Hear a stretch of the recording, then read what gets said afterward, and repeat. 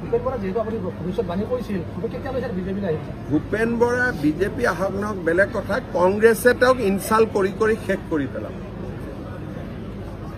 কাৰণ কংগ্ৰেছত কি হয় সাধাৰণ মানুহৰ ল'ৰা কংগ্ৰেছত থাকিব নোৱাৰে যিমানে ডাঙৰ নেতা নহওক তাৰ উদাহৰণ মই এটা নিজে ভূপেন বৰা আৰু এটা উদাহৰণ হ'ব গৈ আছে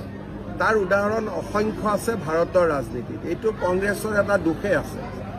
সৰু মানুহৰ কাৰণে সাধাৰণ মানুহৰ কাৰণে কংগ্ৰেছ পাৰ্টিটো নহয়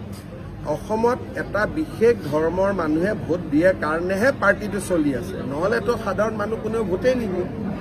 যেতিয়া অসমত যদি কালি মুছলিম মানুহে কয় যে আমি ভোট নিদিওঁ বুলি আৰু তো বাকচত এটাও ভোটেই নকৰিব কংগ্ৰেছে অকল মানে অসমৰ মুছলমান মানুহখিনিয়ে কংগ্ৰেছ পাৰ্টিটোক চলাই ৰাখিম বুলি ভাবিছে কাৰণে চলি আছে যোনদিনাখন মুছলিম মানুহখিনিয়ে কৈ দিয়ে যে আমি আৰু নচলাওঁ বুলি চলাই বন্ধ হৈ যাব কাৰণ বাকীটো কোনো তেওঁলোকৰ সমৰ্থক নাই আছে জানো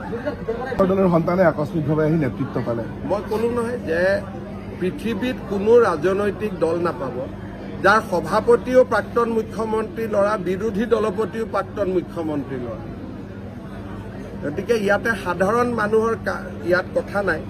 কিন্তু এছাম সাধাৰণ মানুহ থাকে যোনে এনেকুৱা ডাঙৰ মানুহৰ ল'ৰা ছোৱালী হ'লে অলপ তেওঁলোকেও কিবা কাৰণত আকৰ্ষিত হয় সেইবিলাকৰ কাৰণে পাৰ্টিটো চলি থাকে